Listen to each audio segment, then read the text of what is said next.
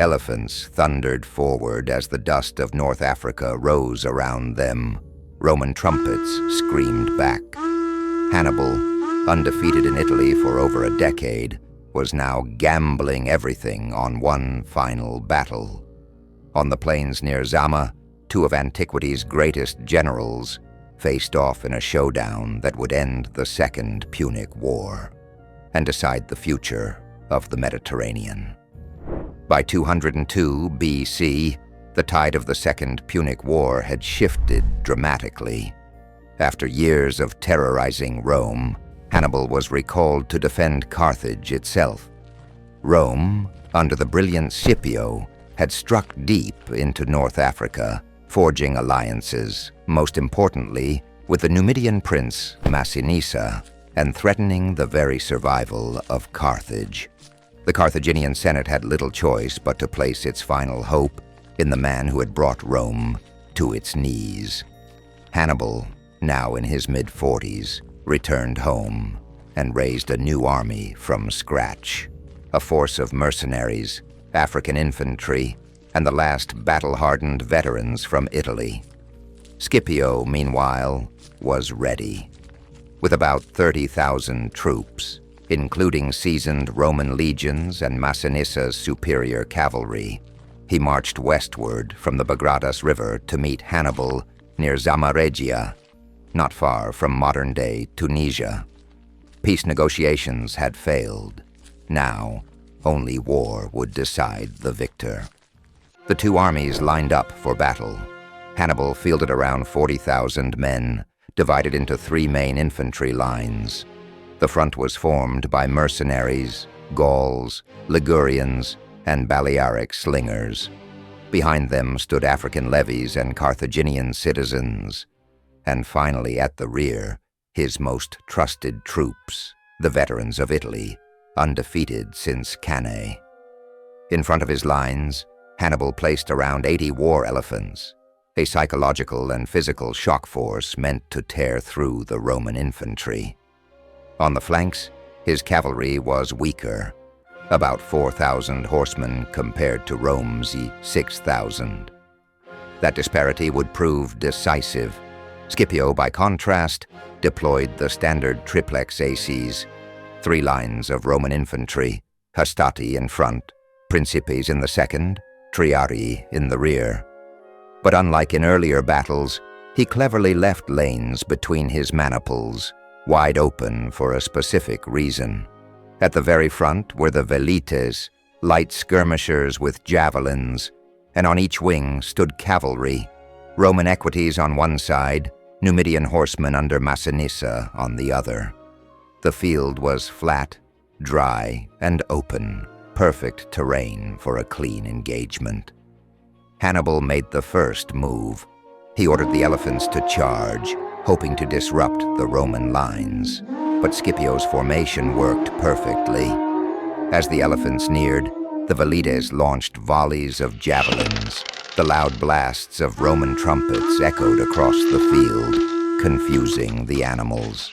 Many elephants veered off course. Some turned back into Carthaginian ranks, trampling their own mercenaries. Others were funneled neatly through the gaps in the Roman lines, where they were harassed and brought down by velites and flanking infantry. With the elephant charge largely neutralized, Hannibal's first infantry line, the mercenaries, advanced. They met the Roman hastati in close combat. But even before this central struggle reached its climax, another fierce contest had already erupted on the wings. As Hannibal's elephants surged and the first lines of infantry clashed, both armies' cavalry had charged into each other in a chaotic and swirling melee. On one side, the Carthaginian cavalry, lighter and less disciplined, struggled to match the skill and speed of Masinissa's Numidians and the Roman equities. The fighting was brutal and scattered across the flanks. But it didn't take long for the superior Roman and Numidian horsemen to gain the upper hand. Pushing hard, they eventually drove Hannibal's cavalry from the field, chasing them far off the battlefield. This temporary absence of cavalry left the infantry fight isolated, setting the stage for a decisive moment later in the battle. The fighting was intense. The mercenaries were fierce but poorly coordinated. The Hastati held firm, pushing forward in disciplined ranks. As the mercenaries began to falter, they tried to fall back, but Hannibal's second line refused to let them retreat. The front became chaotic. Carthaginian mercenaries, trapped between enemies and allies, were cut down in place. Scipio saw an opportunity and ordered his Hastati to keep pressing forward, engaging Hannibal's second line directly. But this time, resistance stiffened. The Carthaginian citizen troops and African regulars fought back fiercely. The battle line slowed to a grinding halt. The Hastati were taking losses and tiring fast. Scipio, maintaining Roman discipline, pulled them back and brought in the Principes, the more experienced legionaries. Here, in the heat and confusion, Scipio made a critical adjustment. He began merging his units, not just rotating lines, but reorganizing the entire Roman infantry into a single cohesive line. The triplex aces formation dissolved. The Triarii joined the Principes and the Hastati, forming a unified, continuous battlefront, but necessary move against the deeper Carthaginian deployment. As both sides locked together, weapons clashed and dust choked the air. Roman and Carthaginian infantry hacked at each other, foot by foot. But Hannibal had yet to commit his strongest force, his veteran third line. And the Roman cavalry, missing from the field since the elephant charge, was still nowhere to be seen.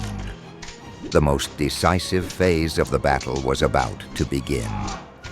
As the dust settled from the brutal clash between the Roman second line and Hannibal's Carthaginian citizen troops, both armies stood locked in a bloody deadlock. Scipio's bold move to form a single extended Roman line was now being tested. The Triarii, the last Roman infantry reserve, had already been brought forward, standing shoulder to shoulder with the Principes and Hastati. The old three-line system was gone. What stood now was a single solid Roman wall of men, prepared to meet Hannibal's final gambit. Because now, Hannibal played his last card. The Carthaginian third line, made up of about 12,000 hardened veterans who had fought alongside Hannibal for years across Italy, began to march forward. These were not mercenaries or fresh recruits. These were the men who had crushed Roman armies at Trebia, Trasimene, and Cannae. Their advance was deliberate, steady, silent. They stepped over the dead and dying of the first two lines and closed in with discipline and precision. This was the moment Hannibal had prepared for. A clash of elite veterans against an already weary Roman line. Scipio held his nerve. He didn't order another wave or pull back to regroup. His newly unified line stood ready. The legionaries steadied their pila, swords at the hip, shields tight. What followed was a prolonged and savage melee. These were not disorganized charges or short skirmishes. This was shield-to-shield fighting, every inch of ground contested. The Carthaginian veterans used every trick learned over years of campaigning. They fought in tight ranks, stabbing low, circling flanks, exploiting every gap. But the Roman infantry was equally resolute. Their line, reinforced and unbroken, refused to yield. The battle hung in balance. Men fell from exhaustion as much as from wounds. No side could claim dominance. Scipio and Hannibal both knew the fate of the war rested on this final engagement. And then, in a moment that changed everything, the Roman cavalry returned. Masinissa's Numidian horsemen and the Roman equites, having chased off Hannibal's inferior cavalry earlier, now circled back onto the battlefield, descending directly onto the exposed rear of the Carthaginian veterans. The timing was perfect.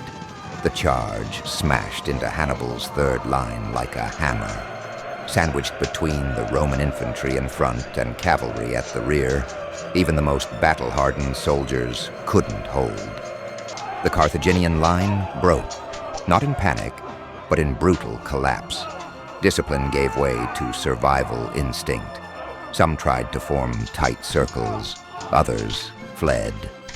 But surrounded and outnumbered, their fate was sealed. The Battle of Zama was over. What had begun with elephant charges and layered defenses ended in total Carthaginian defeat. Rome had lost about 1,500 men, most of them during the central infantry engagement. Carthage, on the other hand, suffered a devastating blow. As many as 20,000 dead and another 15,000 captured. Hannibal himself escaped the battlefield, but his army was gone. With Zama lost, Carthage had no choice. They sued for peace. The terms were severe. Carthage had to surrender its fleet, pay a massive war indemnity, and agree never to wage war without Roman permission. The Second Punic War, which had nearly destroyed Rome in its earliest years, was now over. Hannibal's legendary campaign had ended not in conquest, but in defeat. Zama didn't just mark the end of a war, it marked the beginning of Rome's true dominance. Hannibal, still respected and feared, remained politically active in Carthage but would eventually go into exile. Scipio was hailed as a national hero and awarded the title Africanus, becoming one of Rome's greatest generals. For Carthage, it was the start of decline. For Rome, Zama opened the door to Mediterranean supremacy. No longer just a regional power, Rome was now the master of the Western world. Two geniuses had met on the battlefield. One would walk away with a legacy, the other with a legend, and the world changed forever.